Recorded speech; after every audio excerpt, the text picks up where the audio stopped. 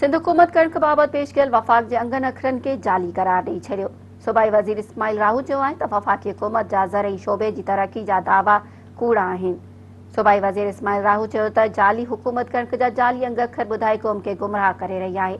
जेकॾहिं पंजाब में गुज़िरियल साल 15 लाख टन कणिक वधीक पैदा थी आहे त अटो महांगो छो थियो। हुन चयो त जेकॾहिं मुल्क में कणिक रिकॉर्ड पैदावार थी त पोइ 17 जून ते ECC 30 लाख मैट्रिक टन कणिक इंपोर्ट करण जी इजाज़त छो ॾिनी।